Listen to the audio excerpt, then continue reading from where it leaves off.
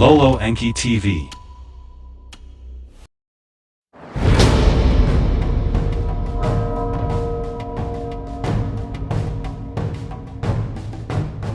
The Law of One, Book 3, Session 55. June 5, 1981. Ra, I am Ra. I greet you in the love and in the light of the One Infinite Creator. I communicate now.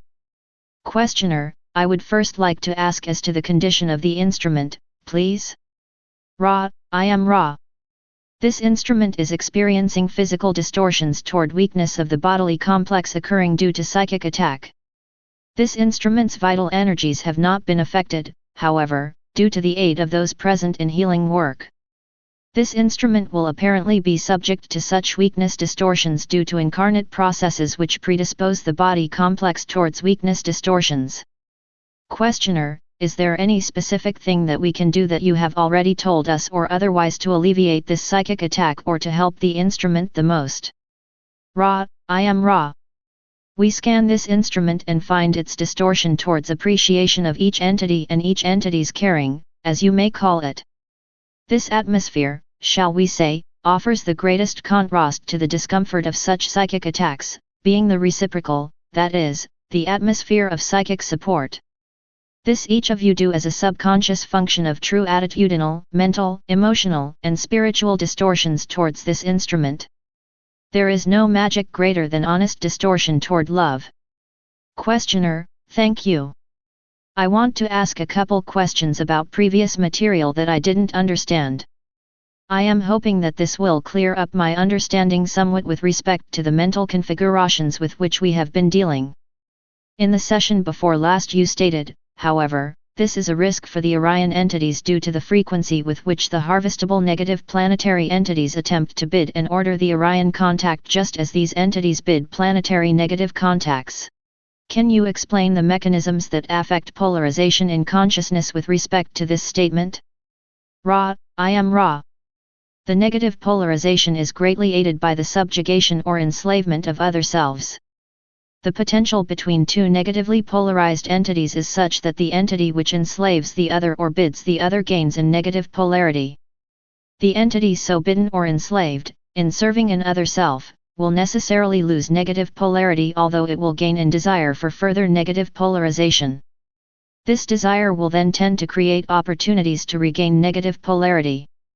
Questioner, am I to understand then that just the fact that the third density entity calls or bids an Orion Crusader is a polarizing type of action that affects both entities? Ra, I am Ra. This is incorrect. The calling mechanism is not congruent in the slightest degree with the bidding mechanism. In the calling, the entity which calls is a suppliant neophyte asking for aid in negative understanding, if you may excuse this misnomer. The Orion response increases its negative polarity as it is disseminating the negative philosophy, thereby enslaving or bidding the entity calling. There are instances, however, when the contact becomes contest which is prototypical of negativity. In this contest, the caller will attempt, not to ask for aid, but to demand results. Since the third density negatively oriented harvestable entity has at its disposal an incarnative experiential nexus and since Orion Crusaders are, in a great extent, bound by the first distortion in order to progress, the Orion entity is vulnerable to such bidding if properly done. In this case, the third density entity becomes master and the Orion Crusader becomes enwrapped and can be bid. This is rare. However, when it has occurred, the Orion entity or social memory complex involved has experienced loss of negative polarity in proportion to the strength of the bidding third density entity. Questioner, you mentioned that this will work when the bidding is properly done. What did you mean by when the bidding is properly done? Ra, I am Ra. To properly bid is to be properly negative. The percentage of thought and behavior involving service to self must approach 99% in order for a third density negative entity to be properly configured for such a contest of bidding. Questioner, what method of communication with the Orion entity would a bidder of this type use? Ra, I am Ra. The two most usual types of bidding are, 1. The use of perversions of sexual magic, 2. The use of perversions of ritual magic. In each case the key to success is the purity of the will of the bidder. The concentration upon victory over the servant must be nearly perfect. Questioner, can you tell me, in the polarizations in consciousness, if there is any analogy with respect to what you just said in this type of contact with respect to what we are doing right now in communicating with Ra? Ra, I am Ra. There is no relationship between this type of contact and the bidding process. This contact may be characterized as one typical of the brothers and sisters of sorrow, wherein those receiving the contact have attempted to prepare for such contact by sacrificing extraneous, self-oriented distortions in order to be of service. The Ra social memory complex offers itself also as a function of its desire to serve. Both the caller and the contact are filled with gratitude at the opportunity of serving others. We may note that this in no way presupposes that either the callers or those of our group in any way approach a perfection or purity such as was described in the bidding process. The calling group may have many distortions and the working with much catalyst, as may those of Ra. The overriding desire to serve others, bonded with the unique harmonics of this group's vibratory complexes, gives us the opportunity to serve as one channel for the one infinite creator. Things come not to those positively oriented but through such beings. Questioner, thank you. You have stated in an earlier session that until transfers of energy of all types have been experienced and mastered to a great extent, there will be blockages in the blue and in the indigo radiations. Could you explain that more fully?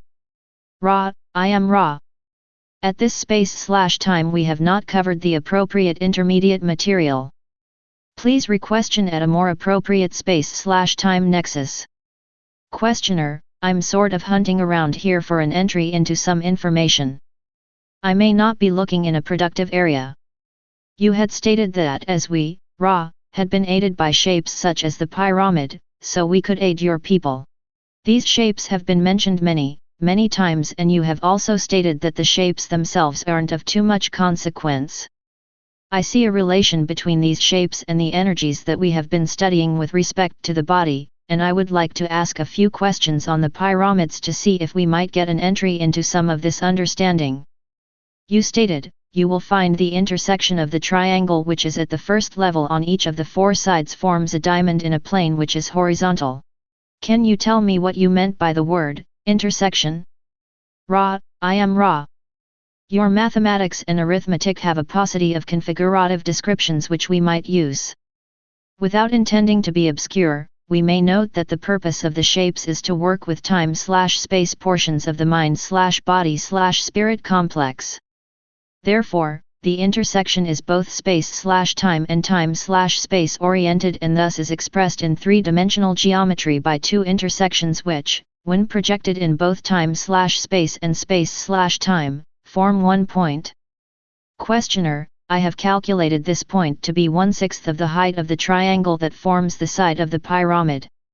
Is this correct? Ra, I am Ra. Your calculations are substantially correct and we are pleased at your perspicacity. Questioner, this would indicate to me that in the Great Pyramid at Giza, the Queen's Chamber, as it is called, would be the chamber used for initiation. Is this correct? Ra, I am Ra. Again, you penetrate the outer teaching. The Queen's Chamber would not be appropriate or useful for healing work as that work involves the use of energy in a more synergic configuration rather than the configuration of the centered being. Questioner, then would the healing work be done in the King's Chamber? Ra, I am Ra. This is correct. We may note that such terminology is not our own. Questioner, yes, I understand that. It is just that it is the common naming of the two chambers of the Great Pyramid. I don't know whether this line of questioning is going to take me to a better understanding of the energies, but until I have explored the concepts there is nothing much that I can do but to ask a few questions. There is a chamber below the bottom level of the pyramid, down below ground, that appears to be roughly in line with the King's Chamber. What is that chamber? Ra, I am Ra. We may say that there is information to be gained from this line of querying. The chamber you request to be informed about is a resonating chamber. The bottom of such a structure, in order to cause the appropriate distortions for healing catalyst, shall be open. Questioner, the book, The Life Force of the Great Pyramid, has related the Ankh shape with a resonance in the pyramid. Is this a correct analysis? Ra, I am Ra. We have scanned your mind and find the PH Ras working with Sirahians. This would be applicable.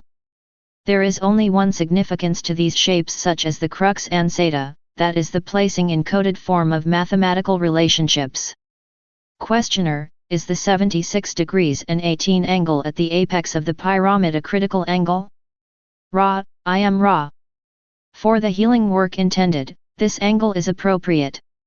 Questioner, why does the king's chamber have the various small chambers above it? Ra, I am Ra.